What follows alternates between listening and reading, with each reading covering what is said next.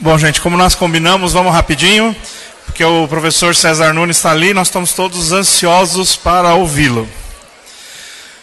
Como vocês sabem, o governo novo que assumiu está reativando o sistema de negociação coletiva que nós tínhamos no governo Marta. Então está sendo remontado o SINP. Foi chamada uma reunião com as entidades do município, o prefeito compareceu e foi apresentado uma minuta de convênio que as entidades estão estudando para assinar. Como aconteceu em 2002, o Cinesp está participando ativamente desses trabalhos. Nós estivemos nas 3 reuniões do fórum, nós estivemos nas 2 reuniões com o governo, e depois de amanhã, sexta-feira, haverá uma reunião das entidades municipais no Cinesp para discutir as posições das entidades municipais sobre o convênio. Há alguns impasses, principalmente referentes à composição da mesa central. E a gente está lutando para conseguir superar esses impasses. Em razão desses impasses, o governo, paralelamente, respondeu a uma pressão das entidades no sentido de começar a negociação da database, que, como todo mundo sabe, é 1º de maio. Então, estão marcadas 3 reuniões nas próximas 3 segundas-feiras, dia 22, dia 15, dia 22, dia 29, com a temática de database, negociação salarial. As entidades se reuniram na semana passada, retrasada, e tiraram uma proposta mínima de pauta de negociação salarial. Tem 5 itens, vou falar rapidinho. Alteração da lei salarial, reajuste geral não inferior à inflação, plano de reposição das perdas da última década, desde o 0,01 da Marta, fim das terceirizações e realização de concursos. São esses os 5 pontos, para a prefeitura toda, para todas as categorias. Então, essa é a pauta que foi apresentada. O governo diz que vai apresentar sua primeira manifestação a respeito dessa pauta, agora dia 15, segunda-feira, pela manhã. Nós temos uma pendência do ano passado, que todo mundo conhece, e como felizmente a nossa categoria é uma categoria antenada e acompanha de perto o trabalho que o Cinesp realiza, a gente tinha até pensado em deixar para tratar desse tema na reunião de representantes na próxima semana. Mas como as pessoas, alguns não são representantes e há uma ansiedade geral sobre o tema, e alguns filiados vieram conversar sobre conversas fiadas que ouviram aí pela rede, e pediram para que a gente reafirmasse aquilo que eles já conhecem, que é a atuação que o Cinesp teve, tanto no ano passado com o PL 310, quanto neste ano com o PL 48. Vocês se lembram que o Cinesp conseguiu, com o apoio de todas as entidades, no ano passado, alterar o PL 310. Por um golpe de meandros dos regimentos internos da Câmara, eles conseguiram impedir que acontecesse uma sessão para leitura do PL que foi aprovado em segunda votação, que era aquele que incluía aposentados e pensionistas e diminuía o tempo da última evolução para 24 anos. E então esse PL só foi lido na primeira sessão deste ano. Então ele não foi encaminhado ao governo Kassab, ficou na Câmara durante todo esse tempo, e só foi encaminhado ao gabinete do prefeito já neste ano. E, como todo mundo já sabe, o prefeito vetou todas as alterações que foram feitas na Câmara. A única coisa boa que passou foi a criação dos cargos de AD, objeto agora de uma portaria muito sem vergonha, que a gente não concorda de jeito nenhum, mas que é o que o governo está propondo. Agora, ao mesmo tempo em que o prefeito enviou o veto ao PL anterior, ele reapresentou a parte do PL que tratava das duas referências, com os mesmos erros da administração passada, excluindo aposentados e pensionistas e obrigando as mulheres a trabalharem 28 anos para conseguir chegar na última referência. 28 anos de carreira. Não é de serviço público, nem de trabalho, não. Carreira do magistério, aquela do qual o pessoal que transformou o cargo de SEI está impedido de participar, não pode fazer evolução funcional porque não deixam. Né? Então, tem que ser carreira. Então, foi feita uma audiência pública. Todas as entidades participaram dessa audiência pública. Nós estávamos em massa lá com nossos filiados. O que aconteceu nessa audiência pública? O Sinesp defendeu exatamente os 2 pontos que tinha defendido o ano passado, que já tinham sido aprovados na Câmara. Todas as outras entidades do magistério, ou sindicatos gerais que trabalham com educação também, estiveram nessa audiência pública, defenderam os mesmos pontos que o Sinesp. Só que defenderam outros pontos ainda. No final das contas, o Sinesp foi a entidade que fez menos exigência de mudança. Porque outras entidades colocaram carreira dos agentes de apoio, mudanças mais pontuais no projeto. O Sinesp tinha 2 pontos só de mudança, que todas as outras entidades apoiaram. Mas além desses 2, as outras entidades vieram com outras reivindicações para mudar o PL.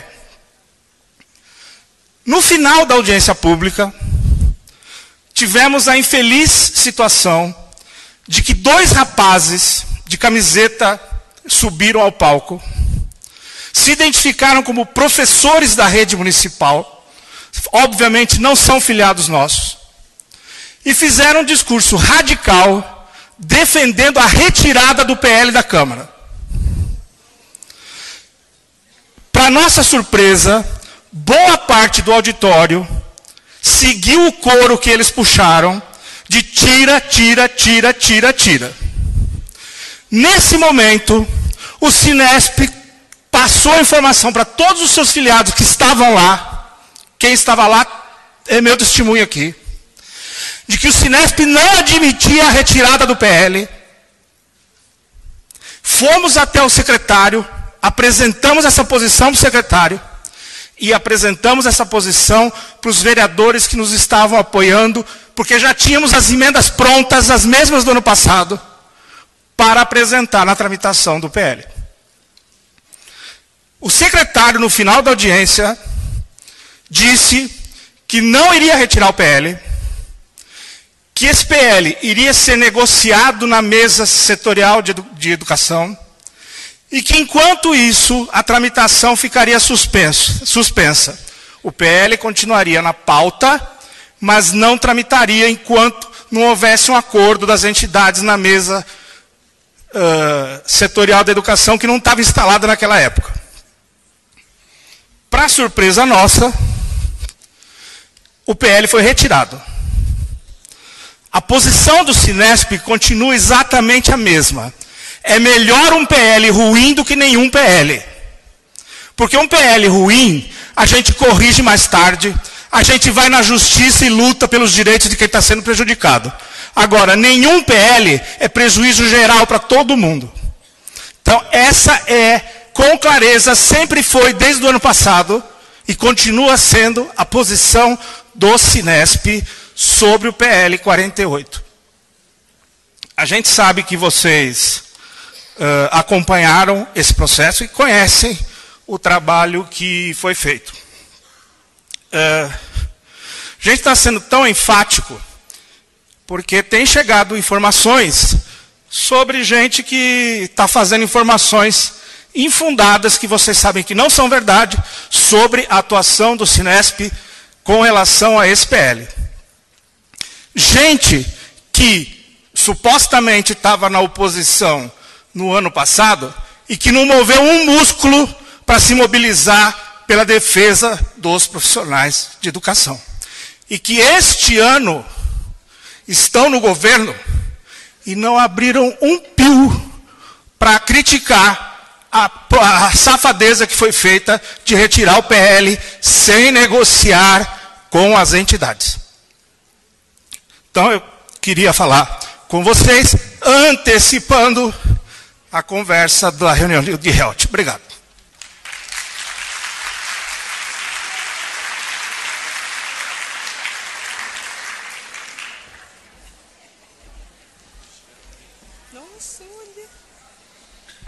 Eu queria só lembrar que é importante a avaliação do evento na saída para a gente, tá? Bom, estamos encerrando o nosso evento, nosso Fórum Sindical e Educacional 2013, e para isso nós chamamos o nosso parceiro de muitos anos, mas sempre muito esperado. Queremos agradecer imensamente a vinda deste profissional que tanto nos ensina e enriquece nossas lutas. Temos a satisfação de chamar nosso palestrante, professor César Nunes.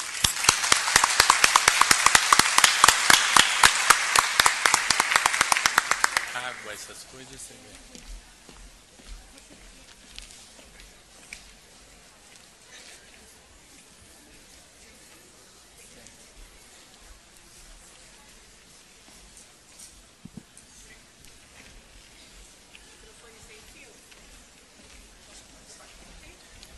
Trazendo, ó.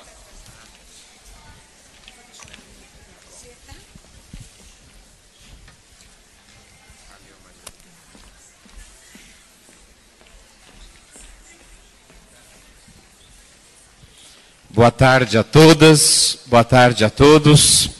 Eu agradeço sincera e imensamente esse novo convite para estar com vocês nesse Fórum Sindical e Educacional.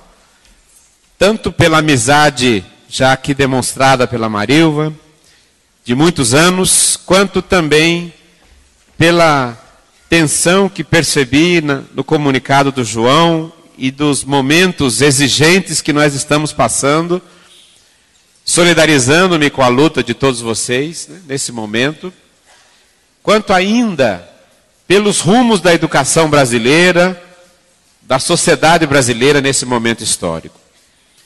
Eu agradeço sinceramente ao Sinesp e testemunho que tenho lutado muito nos últimos anos em várias frentes pela educação e não foi uma nem duas vezes que encontrei os representantes do Sinesp no Congresso de Educação Nacional, no Senado, na luta sempre esclarecida e motivada para fazer valer os interesses de todos os educadores e profissionais.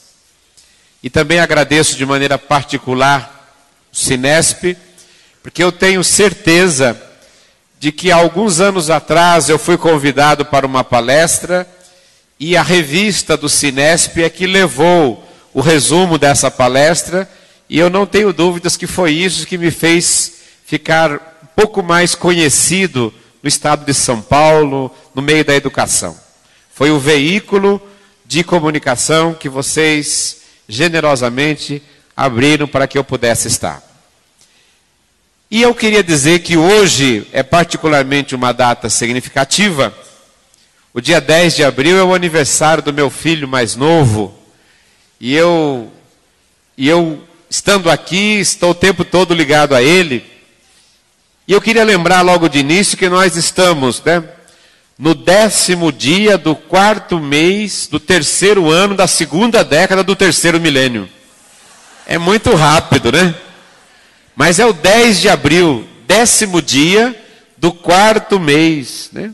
Mês de abril, do 3º ano, 2013, da 2ª década do 3º milênio.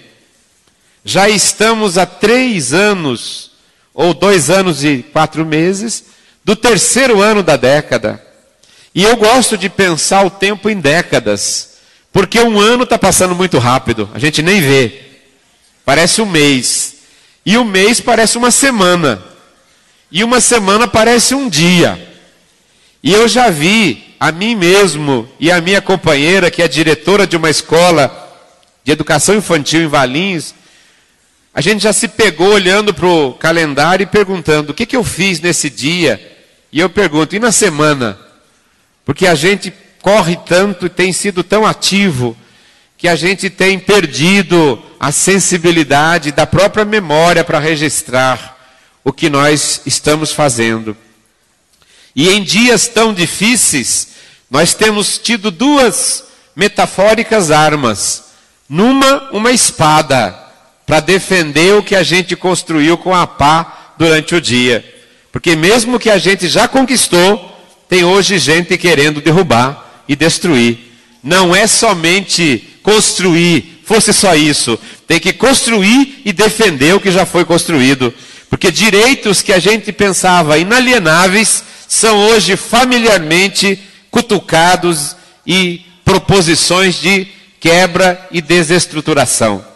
Então o sindicato, a meu ver, num fórum sindical como esse, com 20 anos, né, de testemunho histórico, ele tem que ter a clareza da construção do novo e tem que ter a valentia da defesa do que é direito inalienável, né? A espada e a pá ou a colher da construção de um novo tempo, de uma nova sociedade, de uma nova educação. Agora, eu comecei citando essa data, 10 de abril de 2013, segunda década do terceiro milênio, porque me preocupa muito a gente não ter aprovado ainda plenamente o Plano Nacional de Educação. Eu não tenho dúvidas que a minha opinião é uma opinião entre outras tantas, e cada um de nós aqui tem a sua reflexão, sua opinião, algumas mais subjetivamente, outras mais coletivamente. Mas eu não tenho dúvidas de que o primeiro PNE, o primeiro Plano Nacional de Educação, que tinha sido determinado pela LDB de 96 e que era para ser construído em 2000, a regular de 2001 a 2010. Eu não tenho dúvida que o primeiro PNE foi construído de maneira menos participativa, mais técnica, e foi economicamente sabotado pela conjuntura daquela década.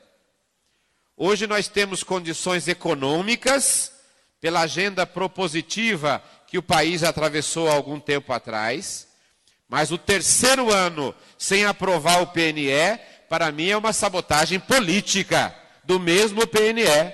Porque se o ano que vem, ano de Copa do Mundo, acho difícil que se coloque a educação em agenda. Em 2015, eu acho que votar um PNE na metade da década. E 2016 é a agenda da Olimpíada e das outras eleições. Então nós temos 2013, se a gente quiser recuperar um pouco do tempo para projetar as diretrizes duramente conquistadas no Plano Nacional de Educação. Metas econômicas, financiamento, metas curriculares, metas institucionais da educação brasileira.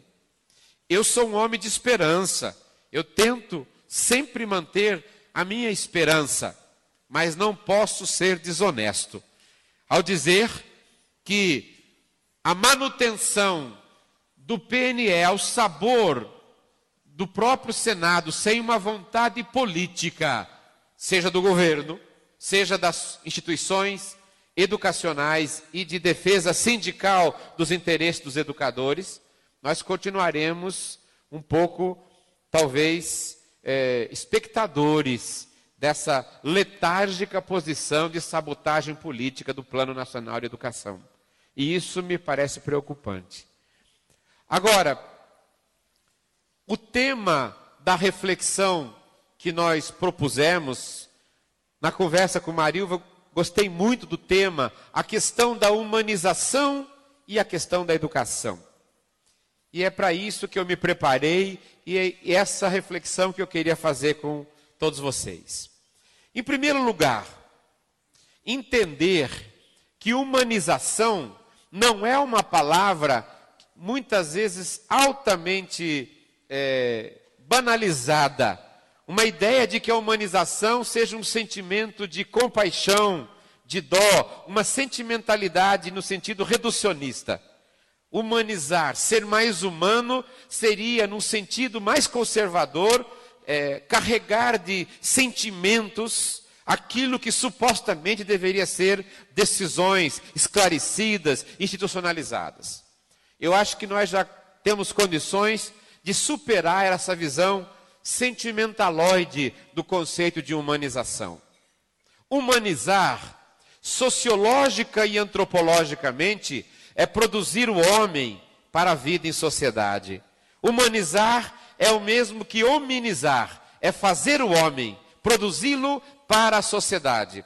Produzi-lo não no sentido tecnicista, mas no sentido de construção coletiva, participativa, articulando aquilo que é a civilização e a sociedade e as identidades de cada pessoa subjetivas. O homem é um ser que se faz socialmente, é o mais rico e o mais amplo dos seres, mas o mais frágil, que depende plenamente do grupo coletivo. Nesse sentido, é que me estranha muito que muitos textos e muitos livros de história, de economia, coloque a educação como se fosse um apêndice. Para mim, educação, no sentido primeiro da palavra, é produzir o homem para a vida social. Educar é fazer o próprio homem, para que cada pessoa não seja ele necessário inventar a roda e descobrir o fogo, mas educar é transmitir a cada novo ser a humanidade toda e plenamente. No dizer do Saviani, a educação e a escola, juntas, reproduzem singular e subjetivamente as conquistas e as materializações da humanidade toda. E educar é, portanto, produzir o homem para a vida em sociedade. Eu queria que vocês pudessem ler um texto, o discurso da primeira dama do Brasil, a mulher do general, marechal Hermes da Fonseca, que era presidente do Brasil na década de 14. Nos anos 14, a primeira-dama chama os generais para ir no clube militar e diz assim: daqui a 7 anos o Brasil vai fazer, 1922, 100 anos de independência. Vamos começar hoje uma campanha para que daqui a 7 anos não haja mais nenhum analfabeto no Brasil. Que doce ilusão, né? Essa ideia de que educação tem que ser feita por campanha, por programas especiais, e não educação é um investimento pleno. Começou com o programa que ela cria de alfabetização brasileira, depois a Aliança Educacional para o Brasil, e hoje ainda continua a gente assinando Pacto pela Educação, Todos pela Educação, CIEP, CAIC, CEL, né? É a mesma matriz de fazer alguma coisa extraordinária para não investir no ordinário. A educação como direito para todos, a educação como escola para todos, né? Gente, chega. Muito obrigado. Continua esse discurso que a gente tem que fazer escolas especializadas. Não é especializada. A escola é um direito para todos. A escola é para produzir os consensos basilares. A escola não é para o mais inteligente, não é para o primeiro, é para todos, né? E todos não quer dizer a maioria. Esses dias vocês perguntaram para mim se eu era a favor de tirar o crucifixo. Eu falei, eu sou católico, sou cristão, mas na escola não tem que ter crucifixo. Como não tem que ter burca. E a pessoa fala assim, mas e a maioria é cristã? Mas a maioria não é todos. Se tiver um judeu, um muçulmano, a escola é para todos, não é para a maioria. E aí nós não temos que ter uma escola religiosa, temos que ter uma escola leiga. E a laicidade da escola, inclusive, protege para que cada um tenha a sua religião. Mas a escola não pode ser ela misturada. Os 27 estados do Brasil têm 27, mantém ainda o ensino religioso. Foi a primeira emenda na LDB que foi feita.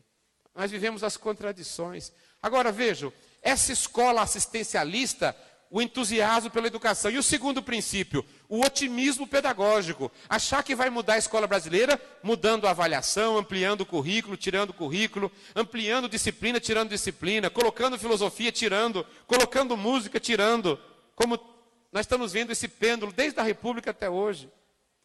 E agora, o que é que a gente precisaria para superar o entusiasmo pela educação e o otimismo pedagógico? eu diria, determinação política. O que eu quero fazer com a escola? Se a gente quisesse superar todas as matrizes, o que eu quero fazer para a escola? E se eu dissesse a vocês, eu já tive mais esperançoso de que nessa década a gente pudesse dar uma palavra de ordem. Eu não queria que a inspiração para a educação brasileira fosse a LDB+, porque eu acho que a LDB já foi. Ela já tem muita emenda, ela já era de uma outra conjuntura, de 96.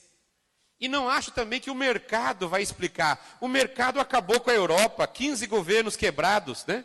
O mercado acabou com a economia mundial, a crise das hipotecas. Então tem que ser um outro interlocutor para a escola. E se não for o mercado e não for o Estado, a lei, onde encontrar forças para fazer um projeto pedagógico para a escola brasileira? E eu tenho humildemente projetado na marcha da sociedade civil brasileira, nos novos direitos sociais, né?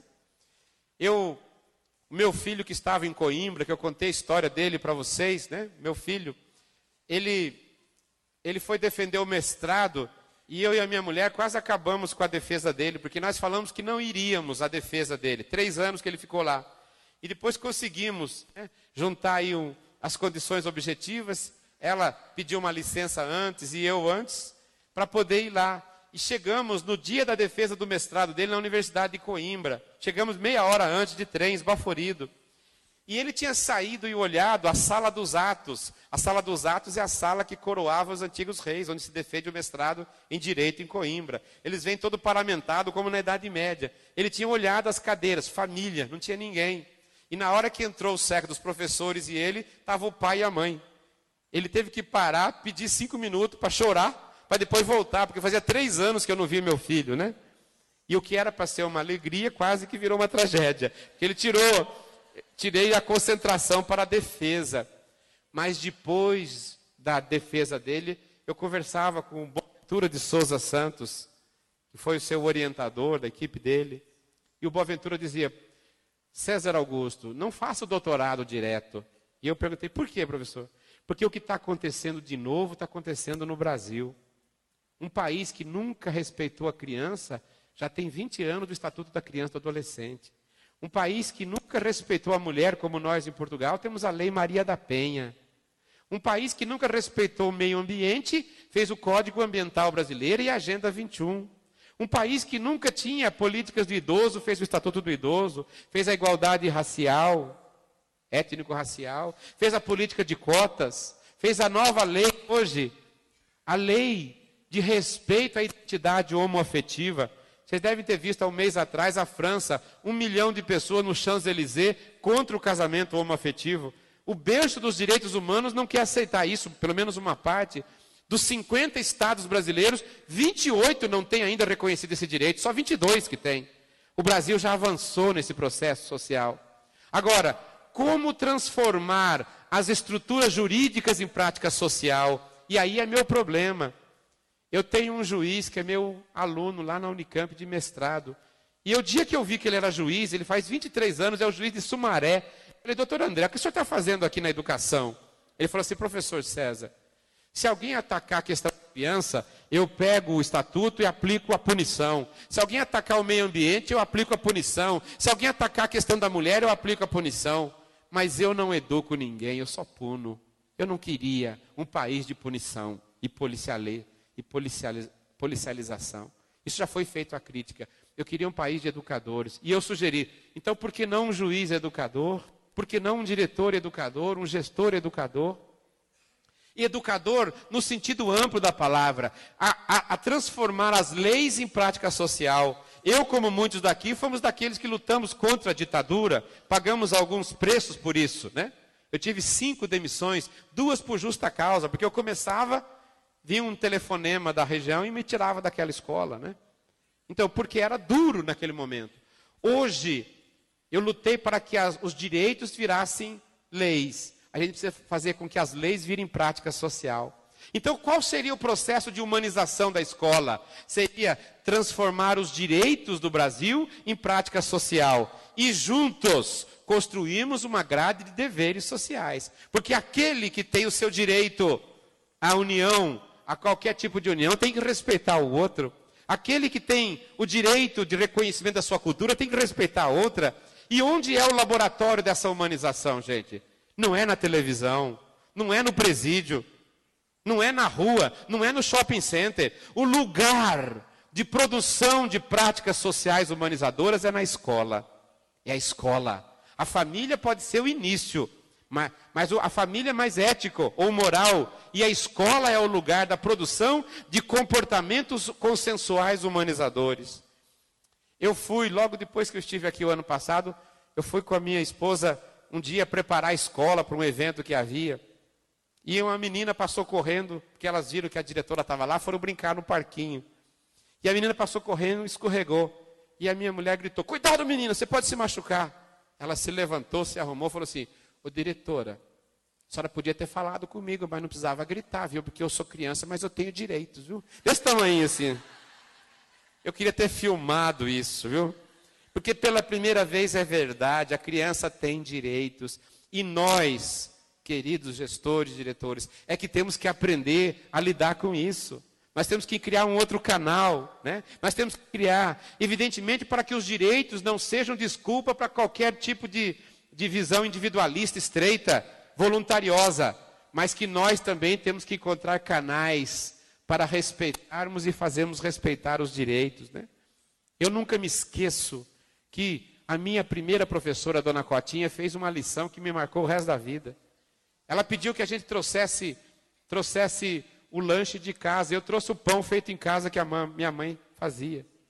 E aí, gente, a hora que eu abri o pãozinho no meio do intervalo da primeira aula do grupo escolar, veio o menino da primeira A com um pão de padaria que parecia um sol de bonito, né? Falou para mim, olha o pão desse menino, parece pão feito em casa ainda, horroroso. O meu pãozinho parecia que encolheu. E eu fiquei triste e não comi o pão e dei para o Manelão, que era um mendigo. Cheguei em casa e falei, mãe, eu dei o seu pão para o Manelão. Ela falou, ô menino, não faça isso. Você gosta tanto, por que fazer isso? Eu vi que ela não gostou. No outro dia ela me deu o pãozinho, eu falei, vou comer. Chegou na hora que eu abri, vieram 2 meninos com 2 broas, 2 sóis, né? Aí eu fiquei envergonhado, um falou assim, o pão dele está cheirando cacaca de galinha. Aí eu fiquei envergonhado, saí na saída, comi o pão, para mostrar que não tinha, porque também seria uma agressão à minha mãe. E cheguei e falei, mãe, eu comi só na saída. Ela, ô menino, que coisa triste. Fala com jeito, mas fala para ele. No 3º dia eu falei, se ele falar, vou dar uma pedrada. Porque eu só sabia dar pedrada, né? Derrubava manga, derrubava coisa, vou dar uma pedrada. Fiquei com aquela ideia. A hora que eu abri aquela lancheirinha de plástico, a gente tirava a tampinha, a hora que eu tirei o pão, o menino bateu, caiu no chão. Comecei a chorar, falei, vou embora dessa escola, não é lugar para mim, eu não gosto daqui, eu vou embora para o sítio. A dona Cotinha, minha professora, viu que eu não tinha entrado na segunda metade da aula, colocou todo mundo na sala, passou um dever lá, uma composição, entrou no pátio da escola, falou, menino, vem aqui. Sentou assim na escadinha e falou, olha aqui para mim. Olhei, como é seu nome? Falei, César. Seu sobrenome? Nunes. Sua família é do seu Eduardo? Falei, é. E por que você está chorando agora? Aí porque falaram do pão da minha mãe, falaram. Ele falou assim, vai falar ou vai chorar? Falei, vou falar, professora. Falei. Ela falou assim, então é isso que aconteceu, menino? Falei, é. Mas que meninada levada.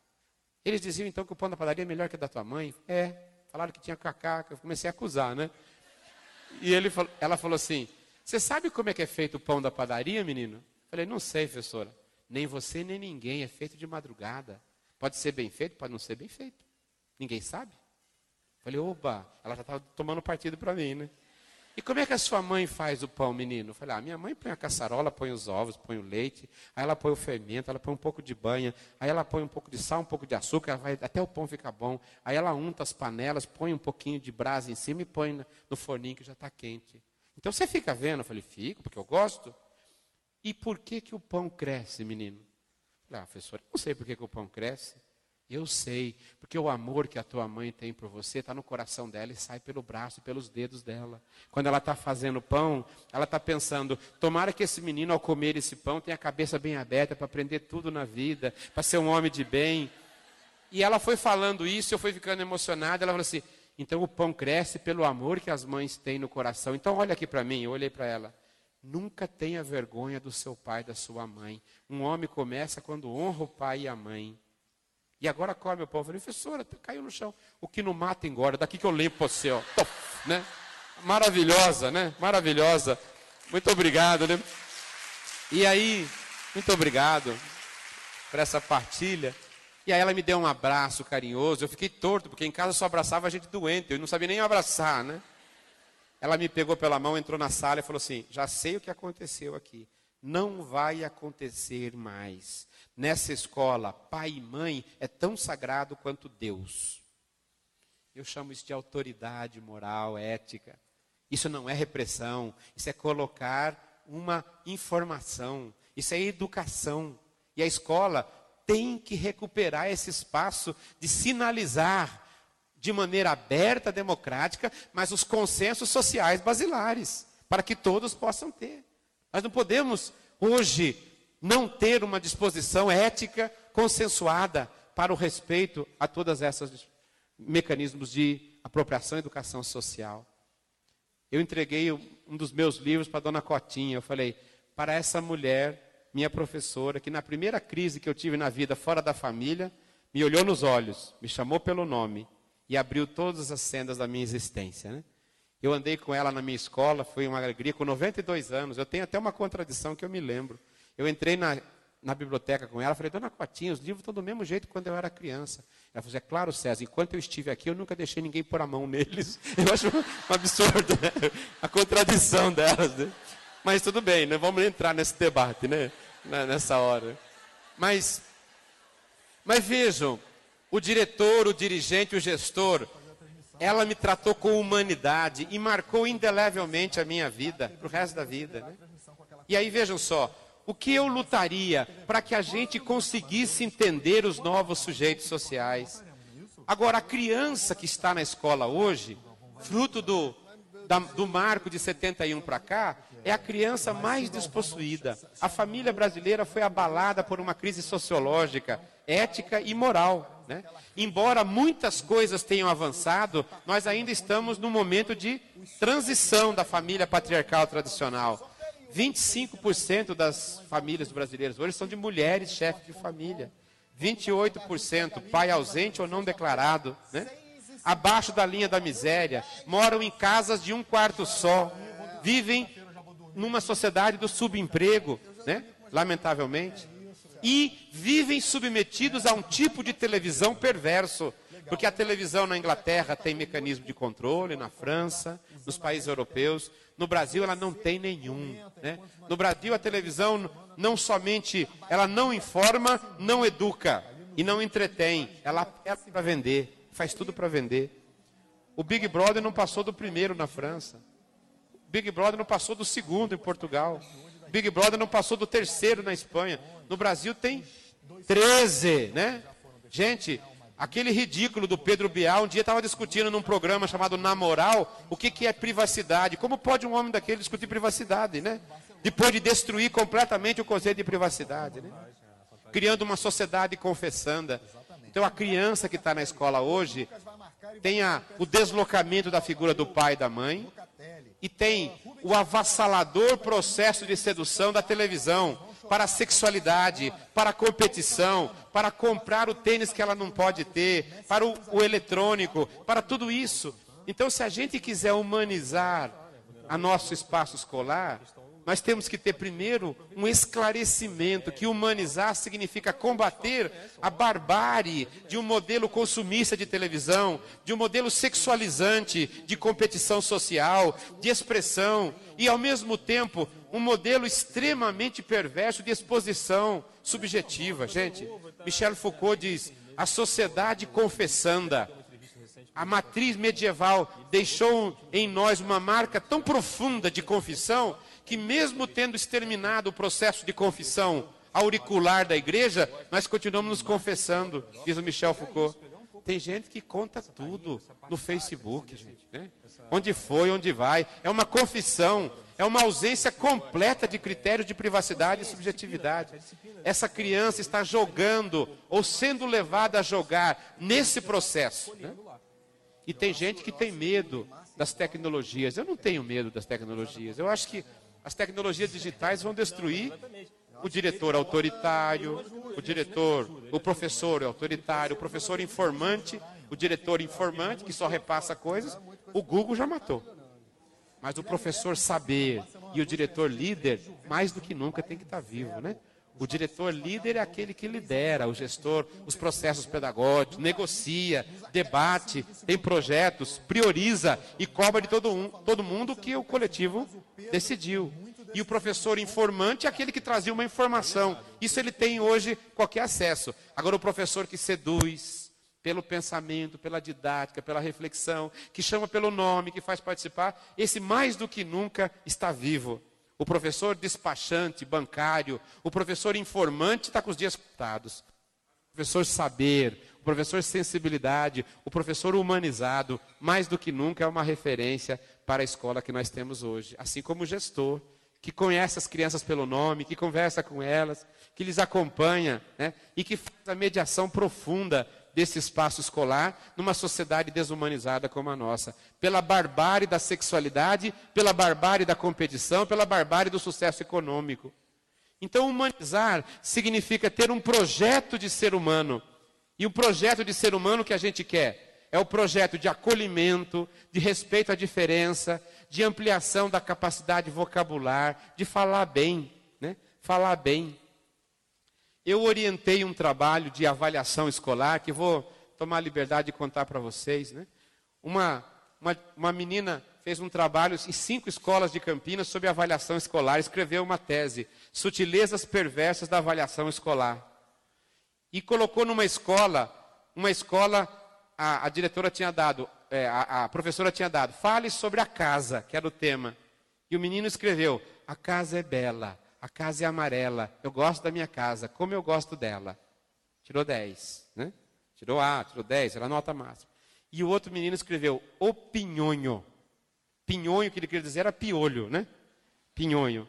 Escreveu, deu pinhonho na minha cabeça. Minha mãe passou vinagre. Minha professora pôs no canto. Os meninos diziam, pinhonhento, pinhonhento. Minha mãe raspou meu cabelo. Todo mundo chamava pinhonhento careca. Cresceu meu cabelo. Deu pinhonho outra vez. Eu acho que a minha cabeça é a casa do pinhonho. Olha que lindo, gente. Olha que lindo, gente. Olha que lindo, né? Quem é que escreveu uma redação, diretores? Esse menino tem argumento, tem história, só não tem a forma gramatical. Mas ele tem uma crônica. O outro tem uma boa forma, mas não tem argumento, é descrição. Então a escola brasileira não tem que colocar um contra o outro. No primeiro tem que ajudá-lo a se colocar subjetivamente. E no segundo tem que ajudar a aprender a forma de ter coisas lindas, né? E a escola tem que humanizar um e a outro de maneira serena e profunda e acolher as crianças, né?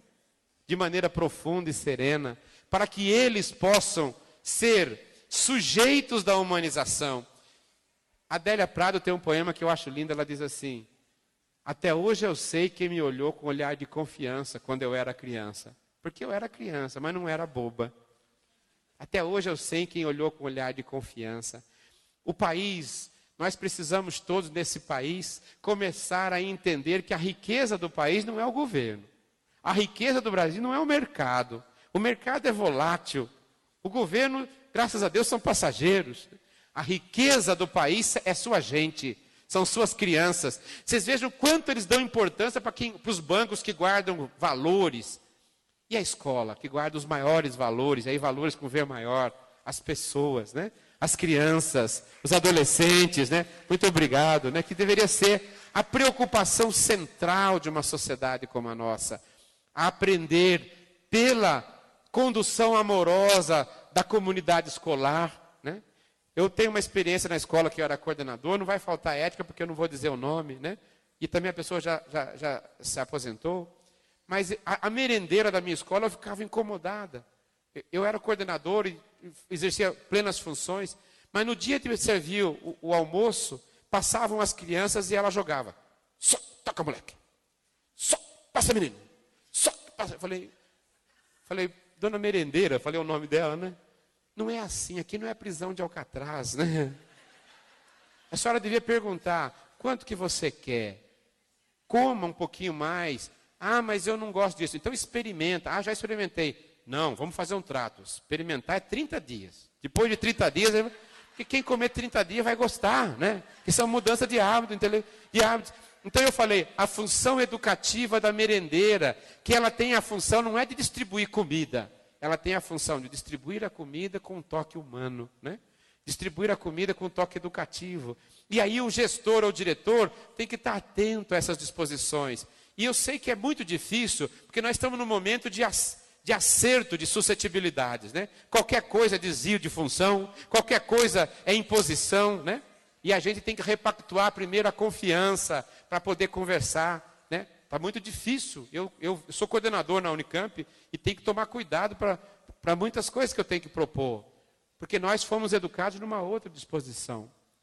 Agora, nós precisamos superar as matrizes autoritárias que temos que estar dentro de nós, né?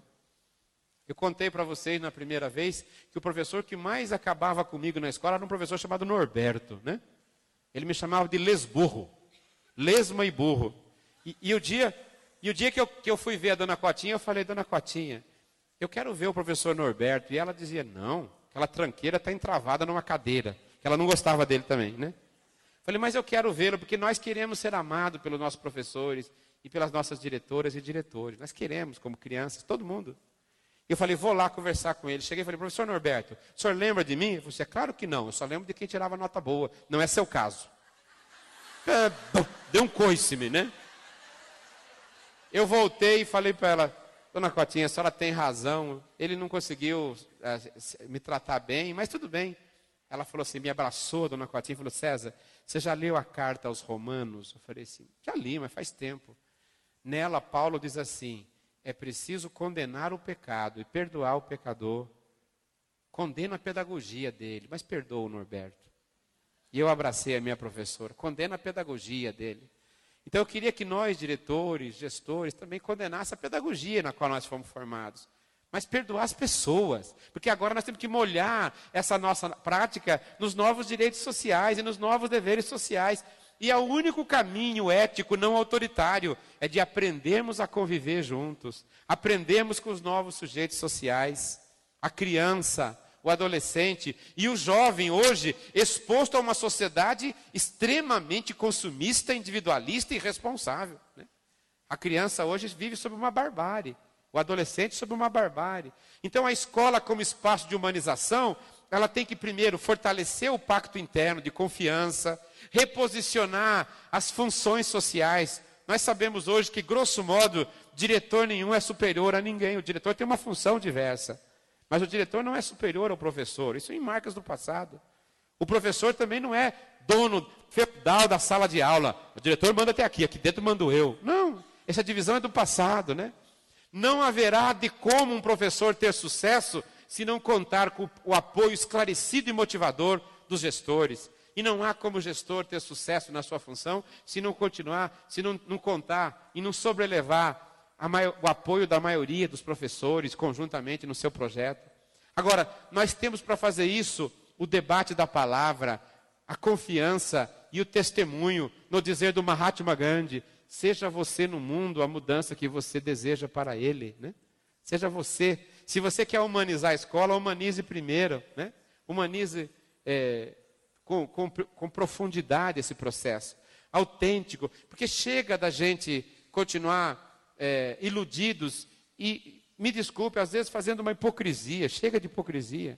A escola será boa se hoje ela for qualitativamente boa, humanamente acolhedora, generosa. E isso demanda algumas escolhas nessa década. Por isso a minha preocupação. Década para ampliar a jornada. A escola tem que ampliar a jornada, né, para poder acolher. Década para a gente construir uma qualidade muito maior da nossa intervenção pedagógica, debater as prioridades, escolher algumas. Nós não vamos dar conta, em 4 anos, de 3 problemas, né? Como eu disse no nosso congresso, uma escola do século XIX, professores do século XX e crianças do século XXI. Não vai dar para juntar numa década essas 3 coisas só. Mas nós temos que começar. Mudar a escola, sensibilizar os professores e, ao mesmo tempo, sinalizar para as crianças, né? Não tenho dúvidas. Gente, a internet, o iPod, o iPad, são produtos hoje que já chegaram. A gente não adianta lutar contra eles, que já chegaram, né? Eles estão cada vez mais. Agora, eles não são contra a gente. Só que se a gente achar que a escola é mudar a lousa para iPod, aí sim a escola está. Mas a escola não é isso. A lousa, o iPod existe para quê? Para cuidar das pessoas, para falar para as pessoas. Por isso que iPod nenhum vai mexer com a escola, se mudar de lousa para iPod, se mudar de lousa eletrônica, não é isso. Se a gente tiver clareza que a função da escola é estabelecer uma relação profunda com as pessoas e conversar com as pessoas. Uma criança só, né, que permaneça na escola, que converse, que dialogue com cada um de nós. E as crianças hoje, históricas e reais, elas também têm que ser libertadas da visão de criança que o capitalismo projeta. A criança consumista, a criança hedonista, que domina joguinhos último tipo e quer chegar toda hora em primeiro lugar e ganhar o jogo.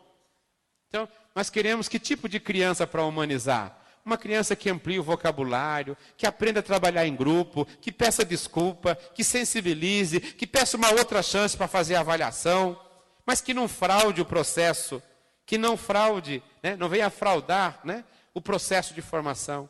E cada vez, né, que a gente quiser fazer isso, o Lutero dizia, se você quiser que uma criança responda uma vez no ano, fale com ela 365 vezes, né? Tem que ter paciência. Por isso que eu sou extremamente a favor da aposentadoria especial para o professor, para o gestor, para o diretor, porque nós tratamos com as pessoas, né? A mais importante dimensão do mundo. Não é a mesma jornada de trabalho de quem mexe com máquinas, de quem mexe com cimento, de quem mexe com outra coisa. É a mais cuidadosa e a mais atenciosa das dimensões. Então, humanizar significa ter um projeto de ser humano para humanizar o espaço. Hominizar, formar o homem e humanizar o espaço onde ele vive. Mas uma escola humanizada é uma escola cheia de marcas, de crianças participativas, de professores motivados e esclarecidos, né? Eu, como coordenador de uma escola, via todo dia um homem buscar o seu neto. Eu era coordenador de uma escola particular em Campinas. E um dia eu tomei a liberdade e falei para ele, o senhor não podia dar uma palestra para a gente? Ele falou assim, posso, é só o senhor marcar. Ele buscava o neto. O nome dele, César Lattes, o maior cientista brasileiro, né? Que era para ter sido laureado com o Nobel de Química, de Física, né? E que na época o governo militar tirou dele. Ele falou assim, posso sim. E eu, na Semana Cultural, falei, então o senhor fala sobre o que é pesquisar para mim. Juntamos os professores, alguns pais e algumas meninos e meninas. Ele disse assim, professor César, quando os meus alunos querem apresentar uma pesquisa em Paris, eles vêm para mim, eu assino e peço, e mando carta para que a FAPESP possa financiar eles apresentar o trabalho de pesquisa. Mas há 2 semanas atrás, o meu neto me convidou para ver a primeira massinha que ele tinha produzido na educação infantil. E a professora colocou uma porta velha em cima de 2 cavaletes e disse que aquilo ali era para expor o que eles tinham. E cada um tinha uma marquinha. Um era um quadrado, outro era uma bolinha, que não sabia nem o nome. E ele colocou a marca dele do lado da massinha, que ele dizia que era um cachorro, né? Que era a massinha que ele produziu. E ele me chamou, e a nossa família, para ver a primeira exposição do trabalho dele. E eu vim, professor César, com a minha família, e nós paramos diante do que ele dizia, que era um cachorro, e batemos palma, elogiamos. Eu vou dizer para o senhor e para todos que estão aqui, nós na universidade transformamos a curiosidade diletante em curiosidade metódica. Isso é método. Nós transformamos, digamos, o senso comum em ciência, mas inocular na mente e no coração o que é perguntar, a curiosidade para a vida é papel da escola infantil, é papel da educação fundamental, é papel do ensino médio. A curiosidade se aprende com o professor e com a professora. A curiosidade se aprende com o espaço, com a exposição da primeira massinha, com o primeiro desenho, o rabisco, que é superior a toda a margem da humanidade na caverna, para que você possa pendurar. Então eu diria, professores, humanizar é continuar fazendo a pergunta para o tempo, para que as pessoas não se preocupem tanto com a resposta, mas com a capacidade de refazer as perguntas principais da vida. O César Lattes. Então, para mim, uma escola humanizadora é uma escola que tem um projeto de conhecimento, de questionamento das coisas, de sensibilização e condutas esteticamente elevadas. Não vejo que para a gente educar e humanizar na escola, nós tenhamos que fazer a escola ventríloco da televisão. Ventríloco, vocês lembram, aquele é o boneco que repete o que o autor fala. É uma enganação.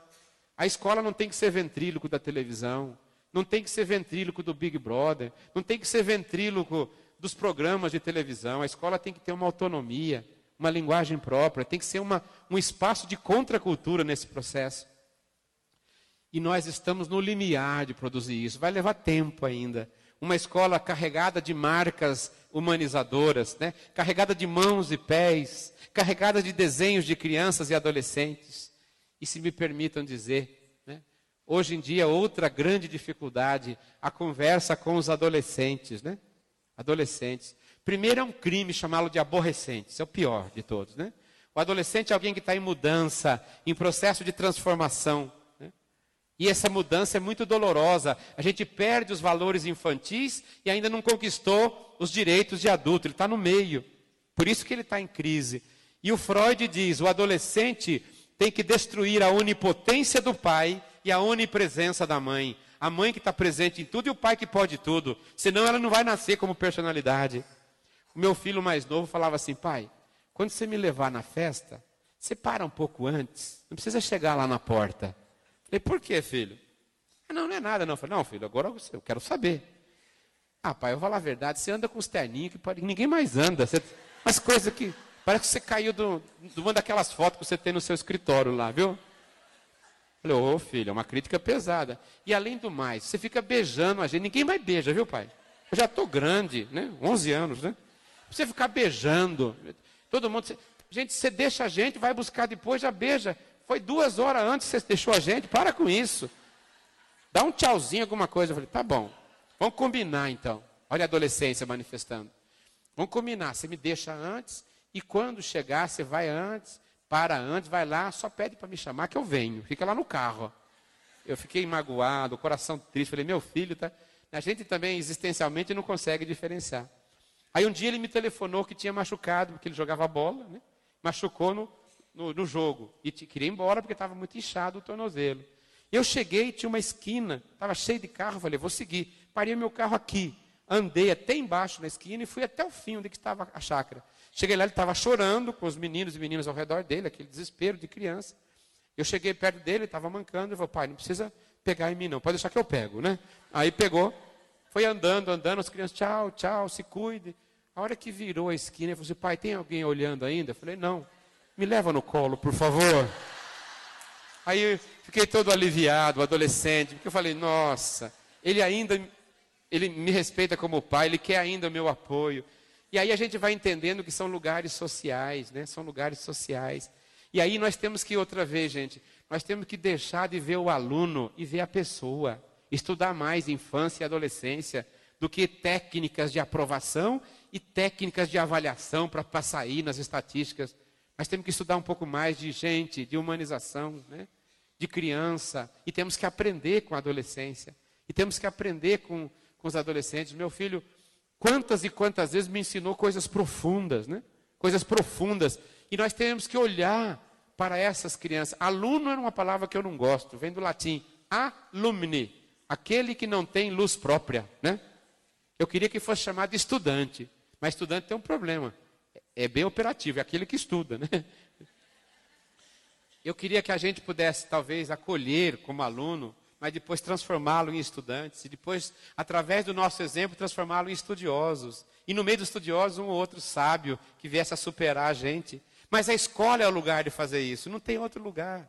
Não é a igreja educadora já ficou para trás, o Estado educador já ficou para trás, o Estado desenvolvimentista já ficou para trás, o mercado regulador já ficou para trás. Quem tem que educar é a escola democrática, humanista e participativa, cheia do espírito humano, né?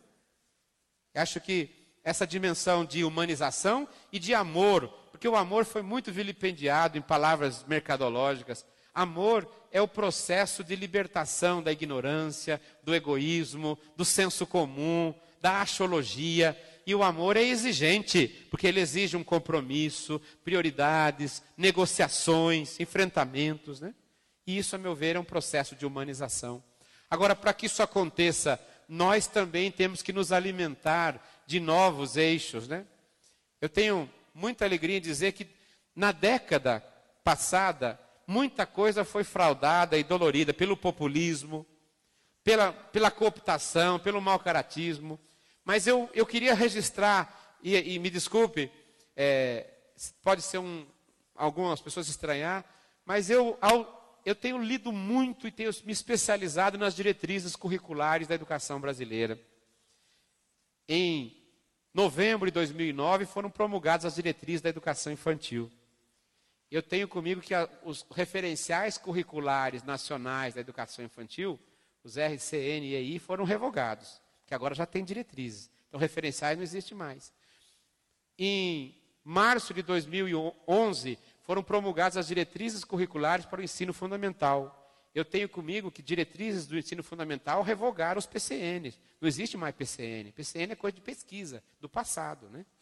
Não existe mais competências e habilidades, que eram palavras do marco de 96, do Felipe Perrenu, e da disposição da educação para o mercado de trabalho. No dia 30 de janeiro de 2012, do ano passado, foram promulgadas as diretrizes do ensino médio. E eu tenho comigo que as diretrizes do ensino médio anteriores foram superadas. Então, hoje, quais são as palavras que estão presentes nas diretrizes curriculares do Brasil? Não é expectativa de aprendizagem, isso era da Europa ainda, da Espanha. Estándares de ensinança, expectativa de aprendizagem. A palavra que está hoje, que os nossos conselheiros puseram, é humanização e cidadania. Então, nada mais original do que esse congresso começar com esclarecimento sobre a palavra humanização. Para a gente não cair numa pedagogia sentimentalóide de humanização. Humanização é ter um projeto de homem para a apropriação dos novos direitos sociais e para a construção de novos deveres sociais, feitos pela escola, pela comunidade aprendente, e ao mesmo tempo que a própria escola possa reeducar-se como instituição. Um diretor emancipatório, um diretor humanizado e humanizador, não é um diretor fraco, é um diretor forte, que ele está convencido. O diretor fraco é o que precisa de autoritarismo para manter a ordem, precisa de punição para manter a ordem. Esse que é do passado. Tem escola que quer ser moderna. Você entra na escola, tem a NASA de laboratório. E aí você dá um passo, está na Idade Média. Na prática, né? Modernidade para a escola é ter projetos filosoficamente emancipatórios. É ter projeto ambiental. É ter projeto de qualidade do espaço, qualidade das relações. E acolhimento dos sujeitos, da criança e do adolescente. Criança e do adolescente pobres, empobrecidos, em todos os níveis, cultural e afetivamente. Eu ainda tive a rua. Eu morei no sítio, mas na cidade eu tinha a rua e tinha a minha mãe. As crianças de hoje não têm nem a rua e nem a mãe trabalha. E a rua já é um lugar de insegurança. Ela só tem a caverna de Platão aberta à visitação, dizia Saramago. A internet, os novos, né, espelhinhos de índios, que são os iPods, os iPads para consumo, né? Espelhinho para índio, dando a sua primogenitura por um prato de lentilhas, né, entregando. E talvez mais urgente do que tudo seja preparar uma escola para acolher e para humanizar. Acolher na condição de barbárie, sem muita ansiedade, porque nós queremos sempre uma escola que tem uma criança idealizada. A criança pobre, ela está toda colonizada pelos valores do consumismo. Sobra muito pouco do mundo da vida, porque o mundo do sistema recalcou toda a mentalidade e a sensibilidade das crianças. Mas lá no fundo tem uma pessoa humana. Lá no fundo tem uma pessoa. E eu tenho comigo, e aí tenho comigo como crença, não como premissa política, de que todo mundo exposto a uma relação humana de confiança vai mudar.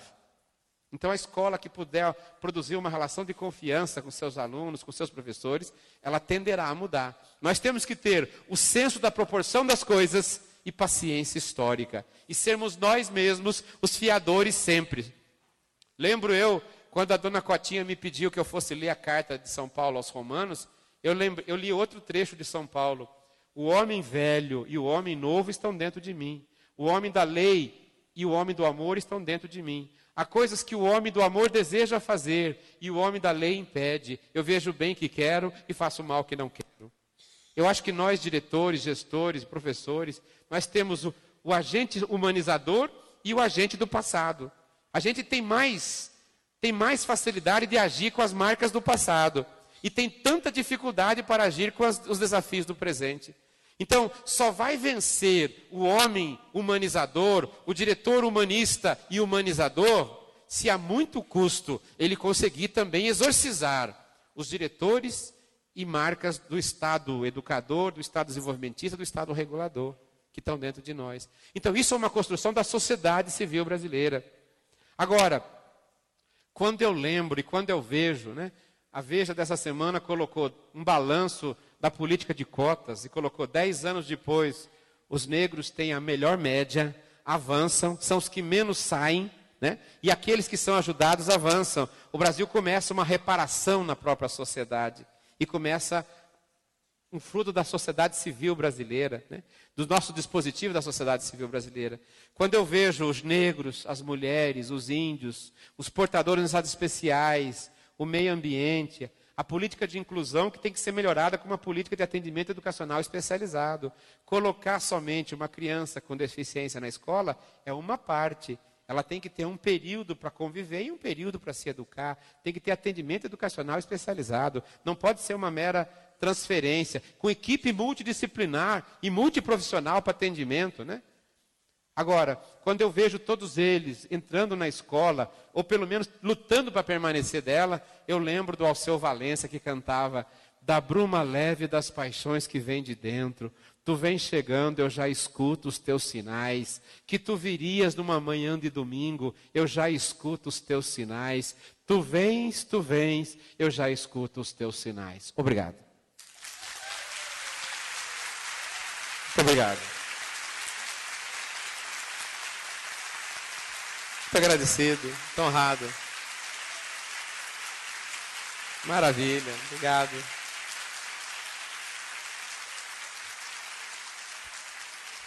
Obrigado.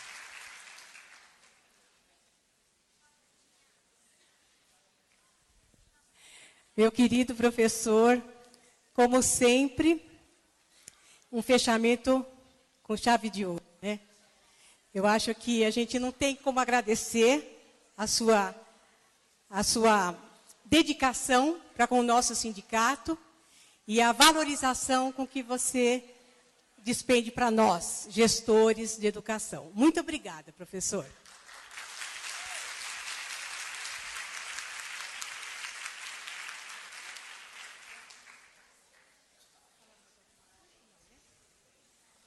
Bom, nossos agradecimentos, com a certeza de que em breve nos reencontraremos. Até o próximo evento. Muito obrigado a todos.